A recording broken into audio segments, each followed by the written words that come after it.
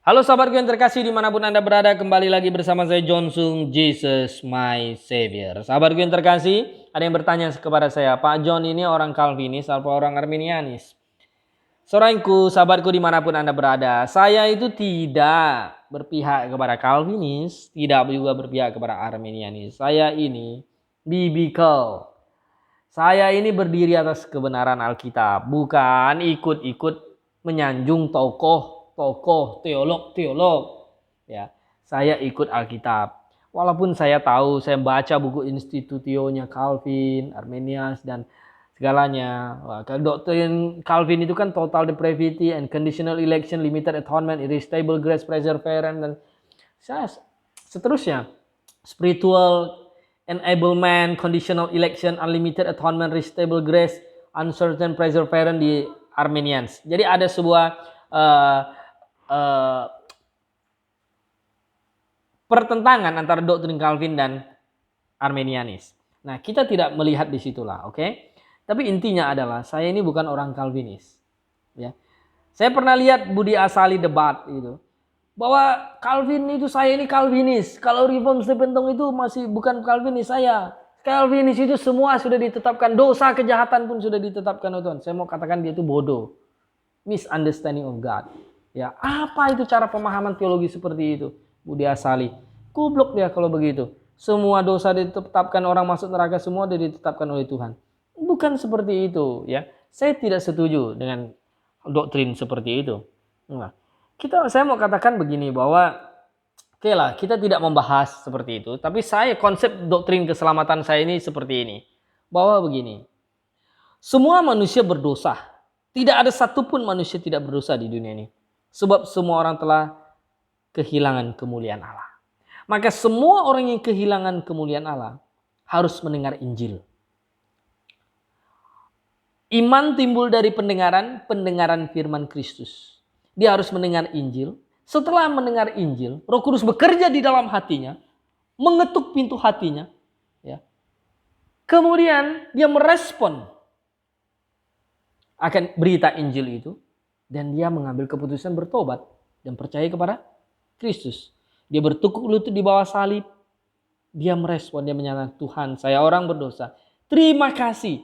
Saya telah mati dihukum, engkau telah mati dihukum, dan saya sekarang telah menyesal, bertobat, dan minta ampun atas semua dosa-dosa saya. Nah, yang ditekankan di sini adalah bahwa tanggung jawab manusia. Manusia harus bertanggung jawab, dia bertobat dan percaya kepada Tuhan Yesus Kristus. Ini adalah responsibility of man.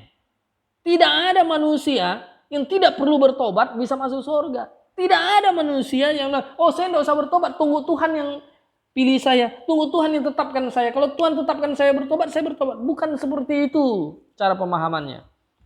Tetapi responsibility of man, manusia harus bertobat lebih dahulu. Yang ditekankan ini adalah tanggung jawab manusia. Bertekuk lutut, mendengar Injil, bertobat. Setelah dia bertobat, dia masuk di dalam satu tahap. Di mana dalam tahap lingkaran anugerah Kristus, dia menjadi anak-anak Allah. Yohanes 1 ayat 12, diberi kuasa menjadi anak-anak Allah. Efesus 1 ayat 13, dimateraikan dengan Roh Kudus ketika kamu percaya. Jadi dia menjadi bagian di dalam anugerah orang percaya, anak-anak Allah. Kemudian dia menoleh ke belakang, dia melihat, bersyukur kepada Tuhan, wah saya sudah dipilih oleh Tuhan. Terima kasih Tuhan, engkau telah memilih saya. Nah, perjalanan hidupnya kan masih panjang, dia belum tiba-tiba mati. Maka Alkitab menjelaskan bahwa dia harus bertekun dalam iman dan setia sampai mati. Wahyu pasal 2 ayat 10. Hendaklah engkau setia sampai mati, maka akan dikaruniakan kepadamu mahkota kehidupan. Dan banyak juga ayat yang mengatakan jangan engkau meninggalkan imanmu. Jangan engkau murtad. Harus setia sampai mati. Nah, ini responsibility of man. Tanggung jawab manusia itu setia, bertekun. Ya, iman itu diuji dengan perjalanan hidupnya. Dia harus tetap memelihara iman. Dia harus tetap rajin berdoa, membaca Alkitab. Sehingga imannya baru bisa bertumbuh dan berbuah. Kemudian sampai akhirnya nanti dia mati.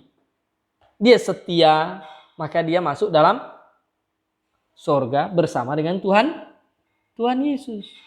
Sampai nanti di surga, wah, kemudian baru menyadari bahwa sebenarnya bukan kekuatan saya.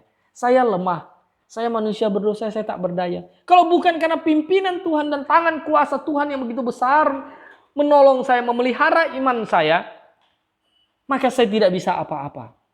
Ini semua adalah karena kemurahan, kuasa pemeliharaan Tuhan. Saya manusia berdosa. Tidak ada satupun yang bisa saya banggakan di hadapan Tuhan. Semuanya adalah karena anugerah Tuhan. Nah, sahabat yang terkasih, inilah konsep keselamatan yang benar. Bukan semuanya sudah ditentukan, semua sudah dipilih oleh satu dekret. Juga bukan oleh konsep Arminianis, kita harus yang bertobat. Kita manusia yang ini tidak ada yang menentukan, Tuhan tidak menentukan kita. Betul, dia mengandalkan usaha manusia. Bukan, kita diselamatkan oleh anugerah iman, pemberian Allah. Efesus 2:8 dan 9. Nah, sahabatku, saudaraku kasih dalam Tuhan, keselamatan kita itu seperti koin dua sisinya. Kita lihat kepada sebelah kiri, tanggung jawab manusia, lihat sebelah kanan, authority of God. Responsibility of man, authority of God. Berjalan bersama. Tidak bisa dipisahkan. Sahabatku yang terkasih dimanapun Anda berada, sekali lagi saya mau katakan, saya bukan Calvinis. Saya bukan Arminianis. Saya pengikut Kristus. Saya ikut Alkitab. Oke? Bersama saya John Sung. Maranatha.